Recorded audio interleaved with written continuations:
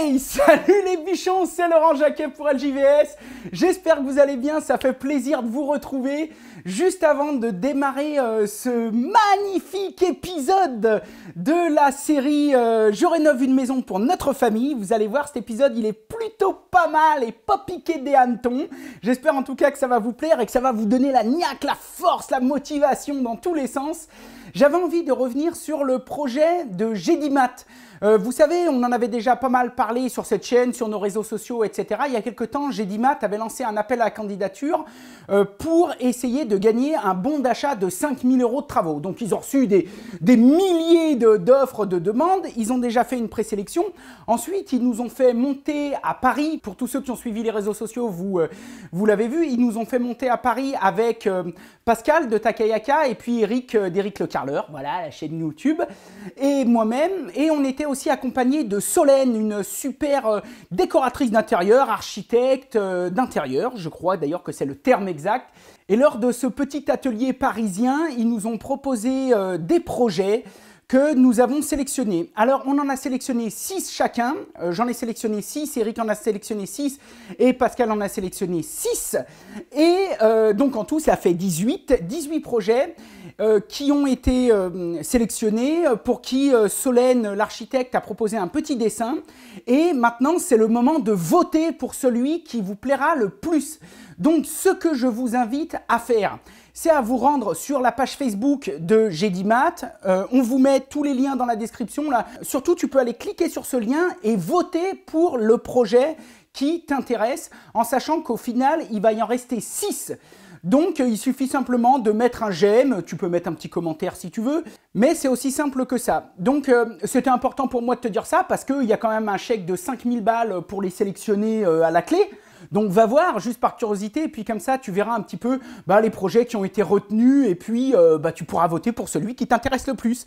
Voilà, en tout cas, moi je vous remercie d'avoir pris quelques minutes, là, même si je parle, je pourrais vous parler pendant des heures. Mais ce n'est pas le sujet de la vidéo, je suis un peu foufou, je sais pas, je me sens bien, c'est le printemps, on rentre d'un joli tournage là avec les copains, et puis moi tu vois là je suis en bleu et je retourne au boulot, là je fais le montage de ça et je retourne au boulot. Je vous souhaite un excellent dimanche ou un excellent autre jour de la semaine si vous regardez cette vidéo un peu plus tard, et puis comme d'habitude laissez un petit commentaire, ça fait toujours plaisir, le pouce en l'air c'est notre meilleure récompense, abonne-toi si t'es encore pas abonné, et en attendant j'ai envie de vous dire, excellente vidéo. Allez, yeah!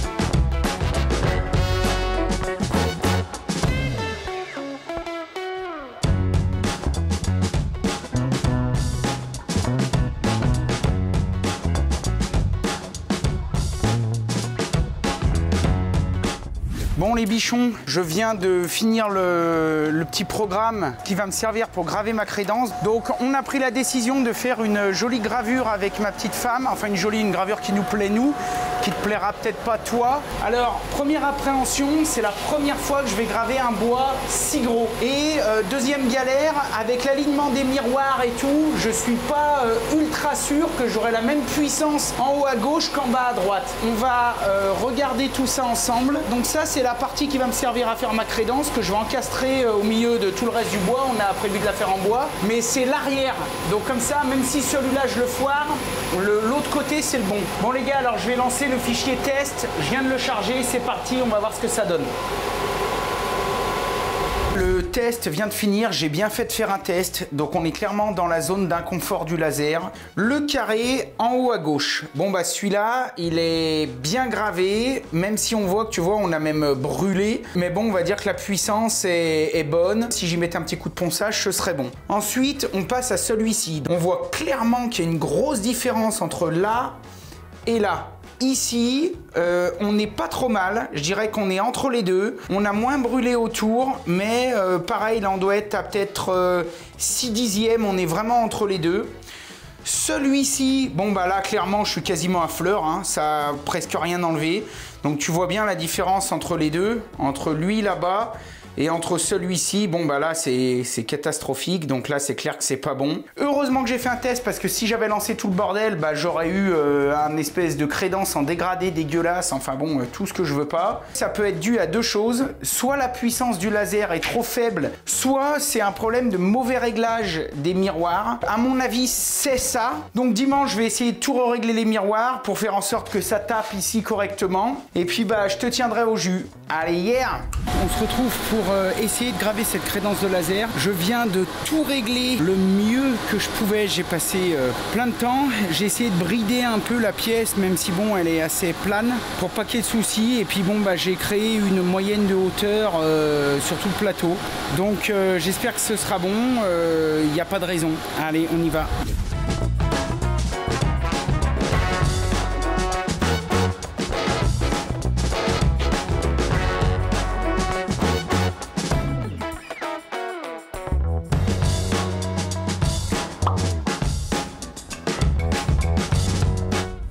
J'ai commencé un gros projet, j'ai commencé la verrière. Alors tu t'inquiètes pas, t'as pas loupé grand chose, je vais simplement t'expliquer. Donc je m'étais fait un petit plan sur SketchUp et j'avais déterminé qu'il me fallait des bois d'à peu près 57 de large par 34. Bonne nouvelle, j'ai réussi à en trouver, donc c'est Sautrin Bois qui fait ça. Alors ils avaient du pin origine France, ce qui est impeccable pour ce que je veux faire, ça va bien le pin pour l'ameublement. Je regarde les dimensions et qu'est-ce que je vois? Eh bien je vois 57,5 par 34. Donc là je me suis dit ouh là là là là, ni une ni deux, je vais acheter des tasseaux tout prêts pour deux raisons. Déjà pour vous prouver eh bien que avec des choses tout près que vous trouvez dans le commerce, eh bien vous pouvez y arriver par vous-même sans forcément commander la moitié d'un tronc d'arbre et puis vous démerder à l'usiner. Et la deuxième raison, eh bien c'est toujours la même, ça me fait gagner un temps de fou. En off, j'ai commencé mes feuillures. Pour cela, j'ai installé tout le système Felder que tu connais maintenant. Donc tu vois, c'est une grosse mémère de presque 20 cm. Il va falloir que je fasse un profil comme ça pour ma verrière. Donc j'ai fait tous mes calculs, j'ai fait un plan SketchUp, etc. Là, t'imagines bien que ça va être un montant de la verrière. Donc ça veut dire que ici, là, bah là, il y a une feuillure. Tu vois, là, j'ai enlevé un carré de bois déjà. J'en fais une aussi de l'autre côté. Donc je renlève un carré de bois et là dans ce carré de bois que j'ai enlevé, donc ça me fait une feuillure, et bien je vais pouvoir venir mettre ma vitre ici, d'accord. Donc je pense que je vais prendre du feuilleté, j'aime bien prendre ça, donc je vais prendre du 33,2, ce qu'on appelle du 33,2, donc en gros c'est un verre de 3 mm,3, une feuille de sécurité anti-bris de glace, etc., un petit peu comme les pare-brises, et par-dessus il recolle un verre de 33, enfin de 3 mm 3, et donc ça fait 66, et c'est pour ça qu'on appelle ça du 33,2, parce que c'est 33 x 2. Après par-dessus je vais mettre un compriband, et après par-dessus je vais venir mettre une part close, voilà, tout en bois, que je vais sûrement tout laquer blanc ou j'en sais rien encore, mais normalement ça va être ça. Je vais venir clouer sur le côté qui va venir tenir mes vitres. Donc voilà, tu vois la part close, j'en ai déjà acheté un petit paquet. Donc alors j'ai déjà commencé et comme tu peux voir, j'ai fait ici une feuillure d'un côté. Après on va venir moulurer ce côté là où il y a mon pouce, donc d'un côté et de l'autre. Tu vois, il en reste 3 à faire. On va les faire ensemble et puis là j'en ai fait, mais là c'est ceux-ci, ils sont plus longs, tu vois, et j'en ai fait qu'une feuillure d'un côté. Pourquoi? Parce que ça c'est ce qui va me servir à faire le cadre. Donc on imagine bien que d'un côté il y a une vitre, mais de l'autre côté il y aura le mur. Donc ça sert à rien d'en faire une de l'autre côté. Voilà. Encore une fois, comme j'ai déjà dit 200 fois, moi j'ai du matos, je m'en sers, et tu penses bien que j'ai pas attendu d'avoir cette machine pour bricoler. Si toi tu n'as pas de toupie, tu peux faire ça à la défonceuse sous table avec une fraise à feuillurer. Si tu n'as pas de défonceuse sous table, tu peux faire ça avec une défonceuse normale, toujours avec une fraise à feuillurer. Alors là il va y avoir deux choses à prendre en compte. Il va falloir bien brider ta pièce, hein, pas faire de la merde. Et par contre moi là je fais un passage parce que tu te rends compte la machine ça doit faire 4 chevaux en triphasé, ça arrache tout avec des outils de malade. Si j'y faisais à la défonceuse, bah au pire tu fais 2 passes, c'est un petit peu plus long. Donc avec une fraise à feuillurer, par exemple ce genre de fraise, voilà. Donc c'est la même chose que le gros truc bleu en bébé. Voilà, donc il y a des solutions. Si des fois tu dis ouais mais moi j'ai pas de défonceuse, bon déjà j'ai envie de te dire achète un peu de matos si tu veux bricoler parce que sinon ça voilà, ou t'achètes une verrière toute faite. Mais si des fois tu n'as pas de défonceuse et que tu es un petit bricoleur qui démarre et que t'as quand même envie de faire des trucs bien, parce qu'on est tous pareils, hein, c'est le portefeuille qui commande et comme je te dis moi j'ai pas toujours eu ce matos, et bien à ce moment-là chez ton fournisseur de bois, de baguettes, que ce soit un bricot, un pro ou quoi que ce soit, tu vas venir acheter des petits carrés, ça existe, hein, des baguettes carrées, déjà toutes faites, toutes aux dimensions, ou des quarts de rond, et donc, encore mieux, un quart de rond, comme ça te fait les deux en même temps, et donc, tu prends des tasseaux plus petits, voilà, donc ça c'est un tasseau brut qui sort du paquet, soit tu le laisses comme ça, soit tu en prends des plus petits, et là sur le côté, bah tu vas simplement venir clouer tout le long, coller, clouer, un cadran, et voilà, et donc bah du coup tu n'auras pas besoin de feuillurer vu que le cadran va te créer une surépaisseur d'un côté qui va être arrondi, donc qui va te servir à faire un effet un peu moulure si tu as envie d'un truc arrondi, et de l'autre côté bah de toute façon il va te faire une butée qui fera office de feuillure. Donc tout ça pour dire que moi je te montre encore une fois une technique que je fais en fonction de mon expérience, de mon savoir-faire, du matériel que j'ai à ma disposition, mais tout est possible. La suite du feuillurage, il m'en reste 3 à passer. Ensuite, on changera l'outil et on pourra commencer le moulurage. C'est parti.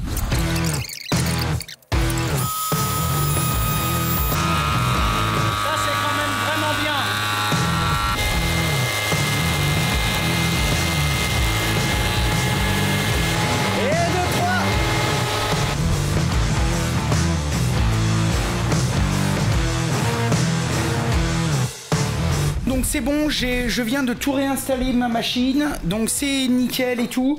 Donc j'ai installé dessus une pièce de mon coffret Varizac. Donc tu vois les coffrets Varizac, je pense que beaucoup d'ébénistes et tout, de menuisiers connaissent, fabrication française. Donc c'est des outils ZAC et j'ai appris ça chez la Forésienne. Donc c'est l'outil que j'adore, c'est un coffret que j'adore parce que je m'en sers pour faire les portes, les fenêtres, etc.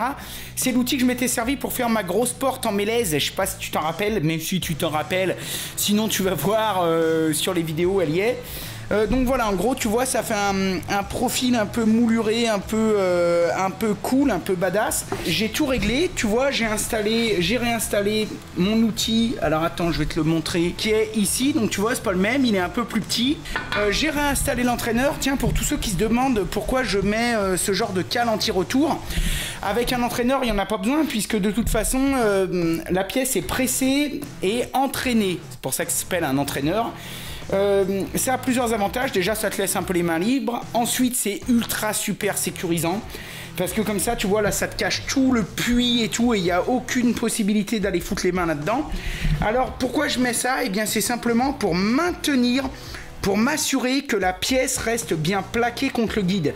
Parce que même si tout est bien réglé, eh bien j'ai constaté que de temps en temps, ma pièce se décalait un petit peu. Pouvait avoir tendance à se décaler, donc c'est une habitude que j'ai prise. Donc ce qu'on va faire c'est qu'on va démarrer tout de suite, on va les passer. Donc là on va usiner, tu vois on en est ici pour l'instant, on va usiner ici là. On va enlever là un bout de ce triangle et un bout de ce triangle pour que d'un côté bon bah on ait les vitres et de l'autre côté bah on ait une moulure un peu badass. Allez c'est parti.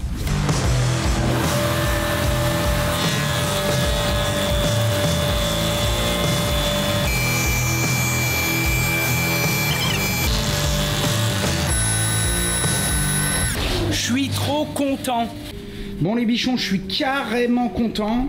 Voilà un petit peu donc le profil. Donc là on a le profil qui est complètement usiné, là c'est fini. Donc là de ce côté on va avoir donc les verres. Et là ça va être le côté qui va être du côté du couloir, qui va être assez joli. L'état de surface est parfait. Le bois a super bien réagi. Le pain pour ça va très très bien. Bon ce que je vais faire c'est que bah maintenant j'ai tous les autres à passer. Allez c'est parti.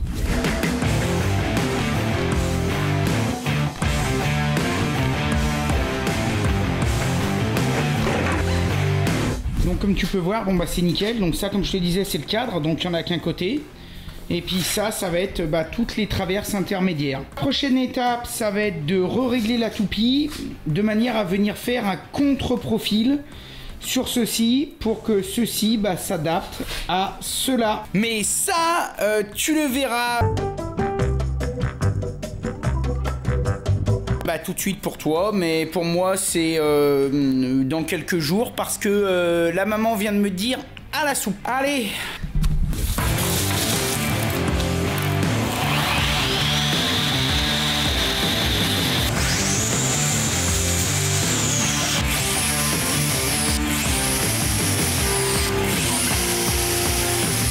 De retour à l'atelier, je vais faire maintenant les contre-profils. Donc je viens de couper toutes mes longueurs. Donc comme d'habitude j'avais prévu une surcote. Je me suis encore pas occupé du cadre, je m'en occuperai après. Mais donc là en gros c'est toutes mes longueurs qui vont être entre le cadre du bas et le cadre du haut. Et donc maintenant je vais faire le contre-profil. Ce qu'on va faire c'est ça. Donc voilà, tu vois ce contre-profil.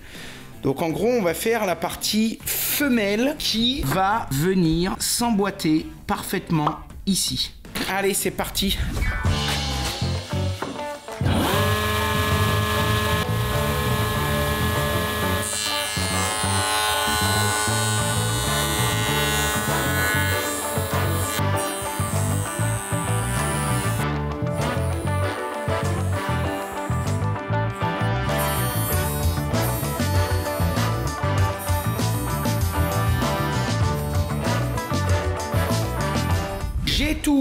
J'ai tout usiné. En sachant que j'aimerais bien, si possible, je pense que ça va peut-être être possible, venir y mettre quand même un faux tenon, donc un domino.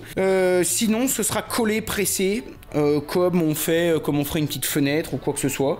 Bon, si je peux mettre un domino, c'est mieux. Finalement, bah, ça aura été assez vite à faire. Je pense notamment comparé à une verrière métal. Vous savez que sur la chaîne, bon, j'en avais déjà filmé, j'avais filmé celle-ci là. Mais des verrières, j'en ai eu fait des dizaines. Et une verrière métal, bah, c'est quand même plus de job. Hein. Toutes les coupes à faire, tout à ébavurer, tout à préparer. Pour les parts closes, après, il faut tout faire, des filetages, etc. C'est pas le même charme, c'est pas le même rendu. Ça fait vraiment un rendu industriel. Moi, c'est un rendu que j'adore, mais qui va pas du tout avec tout ce qu'on est en train de faire en haut, le staff et tout. Et finalement, bah, ça se fait bien. Hein. Je pense presque même que cette verrière, j'aurais quasiment pu la faire dans la journée.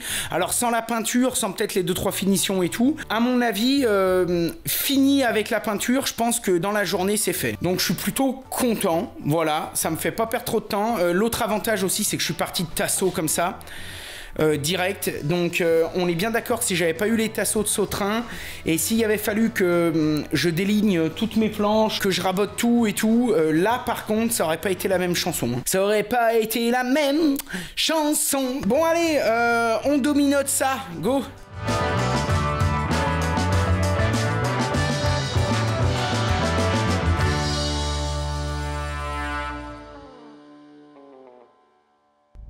Est-ce qu'on serait pas les bichons sur un truc qui est en train de devenir ultra badass? Bon, nous sommes le lendemain et je viens donc de finir le montage plus ou moins à blanc. Et bah ça prend forme, ça a de la gueule, tout va comme je veux. J'ai bien réfléchi cette nuit puisque la nuit porte conseil. Donc ce que je vais faire, au début ce que je voulais faire, c'était tout passer à la domino et tout. Et après je me suis dit putain mais avec la taille que ça fait, je vais pas pouvoir les emboîter au fur et à mesure. Va falloir que j'emboîte tous les côtés d'un coup, tous les autres, va falloir que je presse, que je colle, ça va être la merde. Je me suis dit tout de suite, donc je vais enlever les traverses intermédiaires. Et je vais venir coller et presser déjà mon cadre. Donc ce côté et l'autre côté. Et puis bah bien sûr, voilà, vice versa, recto verso, tu m'as compris. Donc je vais déjà faire ça. Je vais donc me retrouver avec un cadre qui sera en train de presser pour fixer les traverses intermédiaires. Du fait que le haut et le bas vont pas se voir, c'est-à-dire, tu vois, ça va pas se voir et le haut non plus. Je vais venir, grâce à un système de cale que j'ai fabriqué là-bas, qui est derrière la Milwaukee. Voilà, je sais pas si tu la vois, la cale en bois qui est entre la Milwaukee et la tasse. Et donc, ce que je vais faire, c'est que, au fur et à mesure, je vais venir coller ici mes jonctions, régler mon écartement avec ma cale et je vais venir faire un pré-trou et visser. Parce que là, je pense que ça va aller nickel. Niveau résistance, il n'y aura pas de souci. Allez, je te fous sur le côté et puis je te tiendrai au jus au fur et à mesure.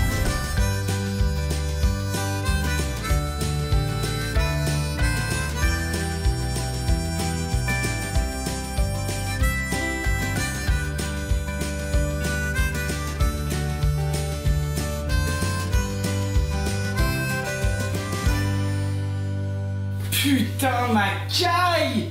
Putain, regarde-moi ça, là! là, ma caille. Oh là là, quand on va rentrer, oh, elle est super droite. Non, c'est vraiment bien. Bon, maintenant, il va falloir que je fasse 2-3 retouches de ponçage. Je vais faire ça en off parce que bon, du ponçage, tu sais ce que c'est. Je crois que je vais commander mes vitres directes. Et puis je pourrais l'installer. Je vais peut-être essayer aussi de regarder peut-être pour la peindre. Putain, comme ça va être beau dans l'entrée. Putain, ça va changer. Hein. Bon, allez, je la repose.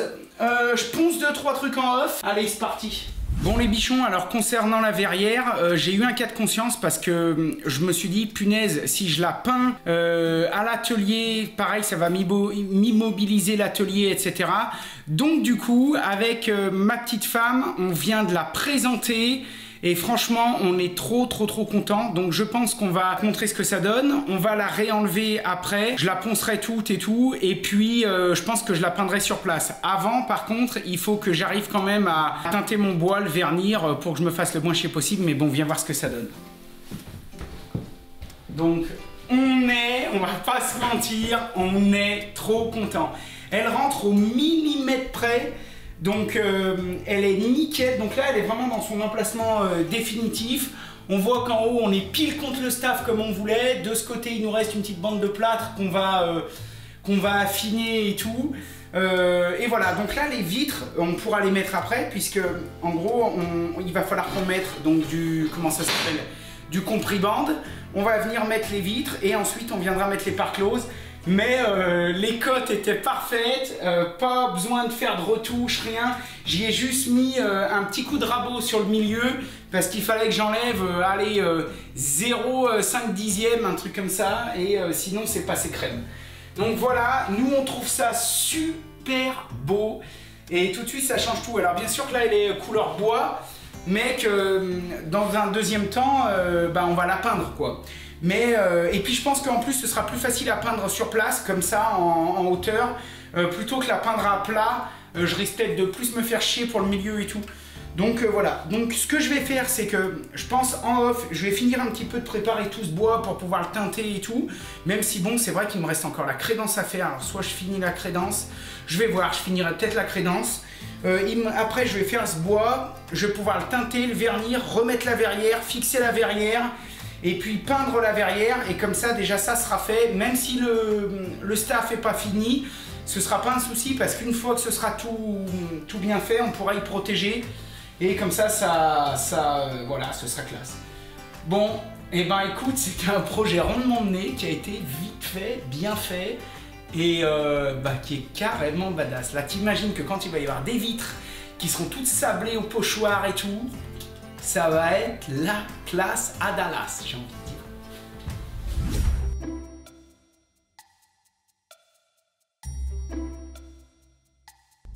Je viens d'aller chercher la gravure qu'on avait fait ensemble pour mettre derrière la crédence, donc la gravure laser. Franchement, en étant honnête, tu me connais, quand ça va pas je le dis, mais là pour un laser entrée de gamme à ce prix-là, le résultat il est nickel chrome. Ça a nécessité 2-3 réglages, 2-3 ajustements, mais voilà. Regarde-moi ça, regarde-moi ça. On dirait des armoiries de famille. Alors bon, ça fait classe, tu sais, d'avoir un peu, tu sais, des lions. Il y en a qui ont ça, qui ont des armoiries de famille. Nous, on avait regardé passer un temps, on avait les parents ou les grands-parents qui avaient fait un super méga arbre généalogique qui était remonté à je sais pas combien de centaines d'années. Et bon, Jacquet, il n'y a pas d'armoirie. Hein. Jacquet, dans tous les livres, tout ce qu'on a trouvé, c'est plutôt des agriculteurs, des paysans, etc. Et fiers de l'être. Tout ça pour dire donc je me suis fait une crédence qui fait un peu classe, mais malheureusement j'ai pas d'armoirie de famille parce que nous chez les Jacquet on est que des petits paysans, agriculteurs, ouvriers, je suis bien content, fier de l'être. Donc j'ai voulu mettre des petits coqs parce que dans la famille on a toujours aimé les volailles, les petits coqs et tout, et puis je viens de l'Ain, c'est quand même l'emblème de la Bresse, tu vois, le vrai bon poulet de Bresse, celui tu sais qui a au moins 10, 15, 20, 50 mètres carrés de pelouse par volaille. Voilà, donc maison Jacquet, je trouvais ça cool, le petit froufrou. Donc là encore une fois c'est des décision de famille. Hein. Tu penses bien que quand tu mets une plaque comme ça de 90 cm derrière la cuisinière, il faut que toute la famille soit d'accord. Hein. Tu peux pas juste dire attends on va faire ça pour se la péter. D'abord c'est sans prétention, c'est juste dans un but d'habillage et puis ça va bien avec toutes les petites moulures, tout ce qu'on a fait. Et puis quand même parce que je suis content d'être français, je suis fier d'être français, j'aime la France, l'histoire de France, je suis un gros féru de podcasts d'histoire de France, etc. Et ça me passionne, je trouve juste qu'on a un pays fabuleux avec plus de 2000 ans d'histoire. Et donc je me suis dit, eh ben allez hop, on va y rajouter un petit lisse de royauté française pour faire le petit clin d'œil. J'étais tellement tombé en amour quand avec ma femme on avait été visiter les châteaux de la Loire. Et d'ailleurs de tous les châteaux que j'ai visités, mon préféré c'est Chenonceau. Si vous n'avez jamais vu ça, allez le voir. C'est fabuleux, d'abord c'est une merveille d'architecture, c'est construit par-dessus la rivière de la Loire. Déjà à l'époque, je sais pas comment ils faisaient, quand tu vois que maintenant des fois ils font des lotissements 3 mois après la baraque elle fend. Pareil là-bas ils ont des cuisines tout d'époque, je te dis c'est fabuleux, moi ça me passionne, t'as vu rien que de t'en parler, ça me... Et quand j'avais vu ces vieux fourneaux, ces trucs tu sais avec les emblèmes, les fleurs de lys marquées dans le bronze, et j'avais trouvé ça trop badass. Et donc, on s'était toujours dit avec ma femme, bah si un jour on fait un truc un peu comme ça, on mettra une fleur de lys. Donc tout ça pour dire, bah tu vois finalement, content du laser. Alors bon, c'est pas la qualité d'un gros, mais pour quelque chose d'entrée de gamme, bah là, ça, le taf, il est fait parfaitement. Mes nuances, elles sont parfaitement équilibrées de partout. Je suis super content. Donc ce que je vais faire maintenant, eh bien, c'est que je vais reconstituer le puzzle parce que ma crédence, elle est beaucoup plus grande, mais pour que ça passe dans mon laser, bah j'ai été obligé de la couper. Donc maintenant, je vais reconstituer le puzzle. Donc je vais remettre un bout à gauche, un bout à droite, un bout en bas, etc. pour arriver aux dimensions nécessaires, aux dimensions voulues.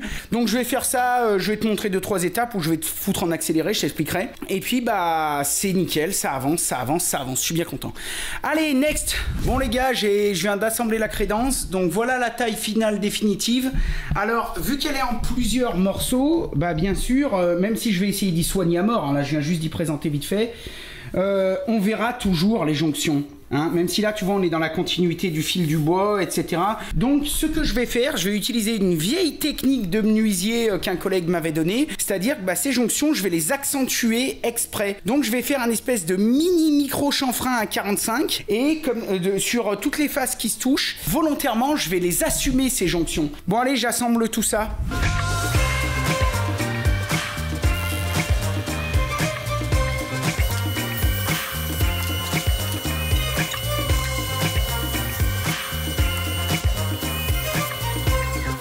Donc voilà un petit peu ce que ça donne. Donc tu vois, ça fait vraiment comme un petit chanfrein de volet. Donc là c'est nickel. Et on assume vraiment le fait d'avoir une crédence en plusieurs pièces. Allez, nickel. Bon, j'ai sorti la lamello. On va mettre du Clamex de 14.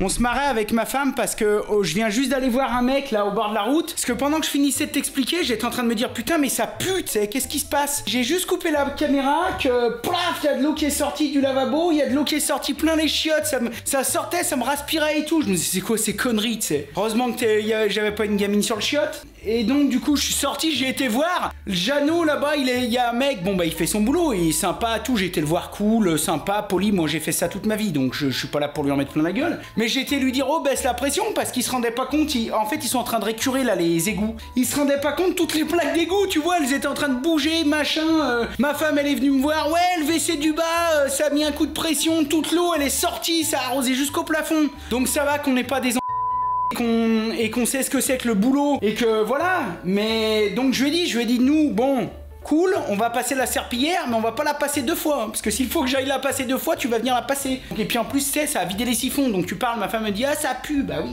S'il n'y a plus d'eau dans les siphons ça pue. J'allais dire on gueule et puis quand c'est bouché on gueule aussi, donc on est bien content qu'ils viennent.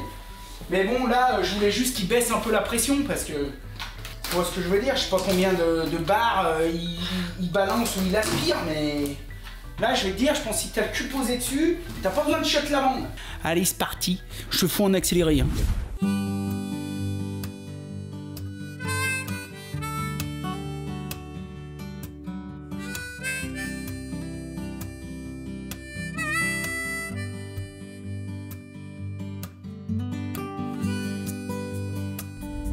Bon les gars, on va pas se mentir, c'est toujours pareil.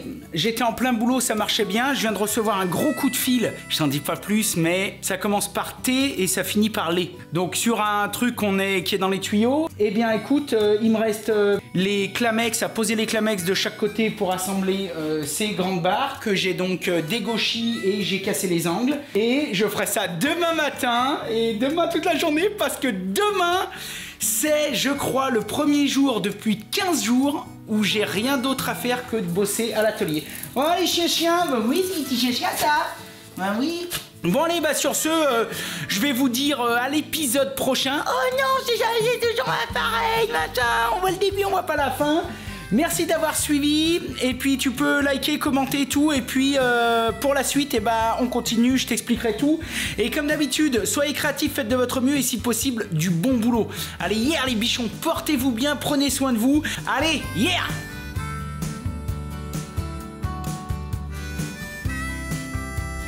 Donc j'ai teinté mon plan de travail. Donc comme j'avais déjà teinté mes autres plans de travail qui sont là-dessous là.